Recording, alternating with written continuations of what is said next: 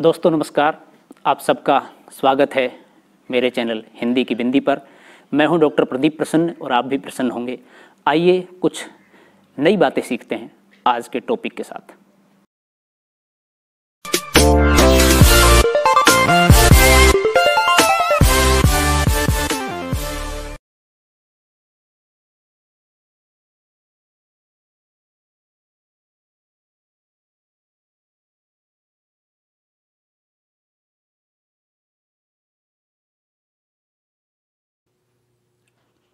विद्यार्थियों, आज की वीडियो हम बना रहे हैं कक्षा 12 की हिंदी पाठ्यपुस्तक अंतरा भाग 2 के पाठ शेर, पहचान, चार हाथ और साझा, जो कि लघु कथाएं हैं। असगर वजाहत जी ने ये लघु कथाएं लिखी हैं। इस पाठ से संबंधित कहानी पहचान और अगली कहानियों को लेकर के।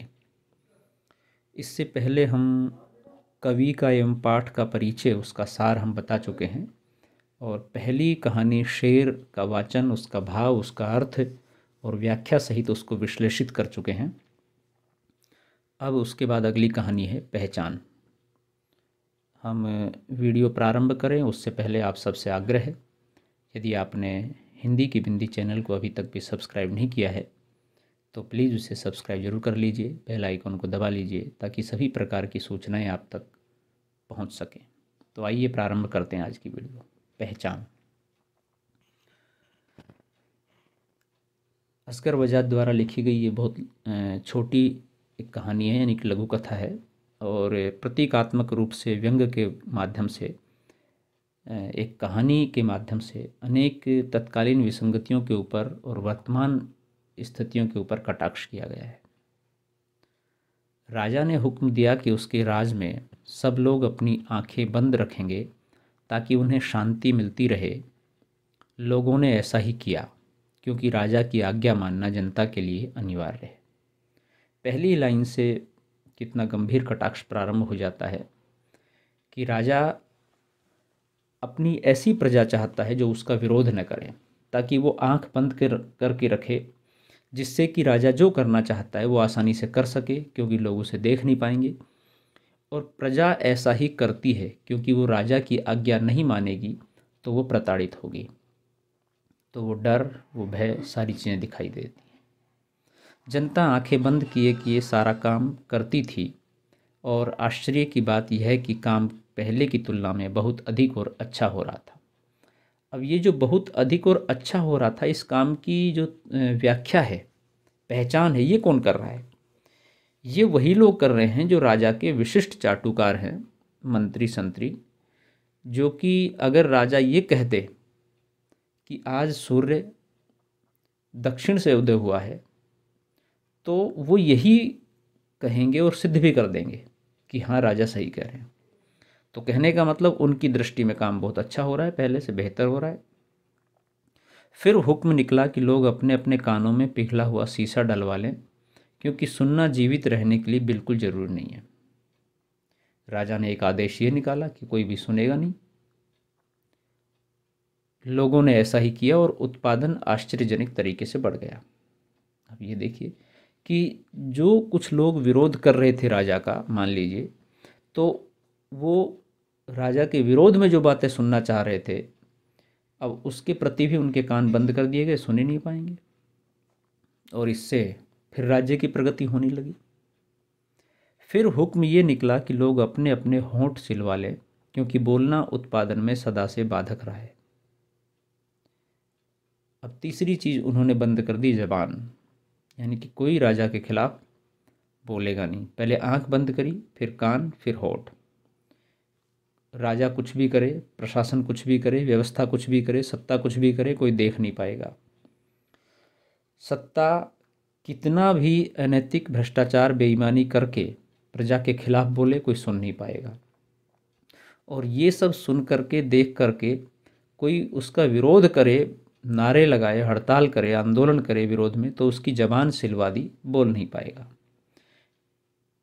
लोगों ने काफ़ी सस्ती दरों पर होठ सिलवा लिए और फिर उन्हें पता लगा कि अब वे खा भी नहीं सकते हैं। अर्थात होठ सिलवा लिए तो सिर्फ ज़बान नहीं कटी है, बल्कि आहार लेने वाली प्रक्रिया भी बंद हो गई, खाना नहीं खा सकते वो।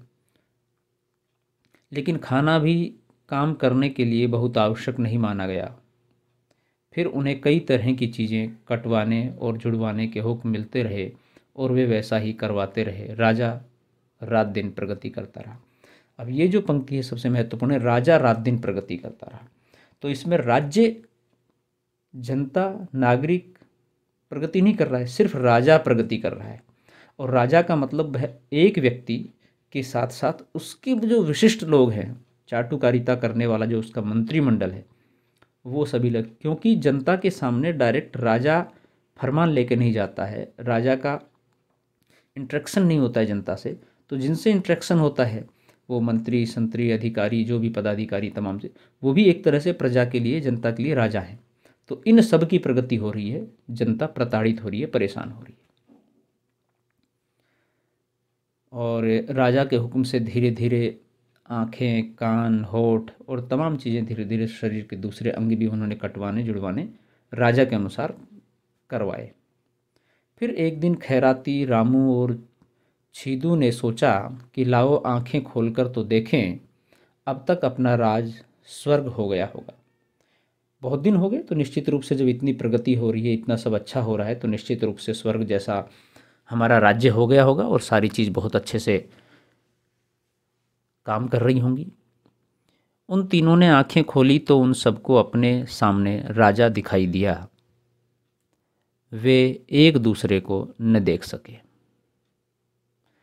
अब ये कहानी यहीं समाप्त होती है और वो कह रहे हैं कि वो जो भी कुछ देख रहे थे वहाँ सिर्फ और सिर्फ राजा दिखाई दे रहा था, एक दूसरे को दिखाई देने बंद हो गए थे। क्यों? क्योंकि राजा ने हर तरीके से व्यक्तियों के मस्तिष्क में ये भर दिया था कि मैं अगर हूँ तो आपका भला होगा, नागरिकों का भला होगा, राज्य का भला होगा, इसलिए आप मुझ में विश्वास करें। और लोगों ने इतना विश्वास कर लिया कि लोगों को उनके अलावा कुछ भी दिखाई नहीं दे रहा था। तो कहानी का उद्देश्य और कहानी का संदेश और महत्व ये है कि सत्ता किसी भी प्रकार की हो, वो अपने लाभ के लिए काम करती है और जनता को बहरी, गूंगी, अंधी बना देती है ताकि वो सत्ता के खिलाफ किसी भी प्रकार की आवाज़ न उठा सके, उसका विरोध न कर सके। और जब जब ऐसा होता है तो सत्ता अपनी मनचाही करके असंगत, गलत और भ्रष्ट काम करती है और खूब पनपती है। ये बिल्कुल यथार्थ हो रहा है, ऐसा कोई गलत नहीं कहा गया है। तो विद्यार्थियों, इस तरह से एक पहचान कहानी, एक लघु कथा के माध्यम से असगर वजाहत जी ने अनेक विसंगतियों पर, ख़ास तौर से राजनीतिक विसंगतियों में पनप रहे भ्रष्टाचार के ऊपर कटाक्ष किया है। आप इसे बेहतर तरीके से समझ गए होंगे। ये वीडियो यहीं समाप्त होती है। वीडियो आपने पूरी देखी, इसके लिए आपका बहुत बहुत धन्यवाद। आशा करते हैं कि वीडियो आपके लिए लाभप्रद होगी। यदि आपको वीडियो अच्छी लगी हो तो इसे लाइक कीजिए, शेयर कीजिए, कमेंट्स कीजिए और चैनल को सब्सक्राइब करना न भूलें। आपके मन में कोई सवाल हो, कोई जिज्ञासा हो, कोई प्रश्न हो वीडियो को लेकर के या अन्य कोई टॉपिक को लेकर के, तो आप कमेंट्स के माध्यम से हमें बताइए, हम उसका समाधान करने का प्रयास करेंगे। आज के लिए इतना ही। नेक्स्ट टॉपिक के साथ नेक्स्ट वीडियो में फिर मिलते हैं। तब तक के लिए शुक्रिया, नमस्कार।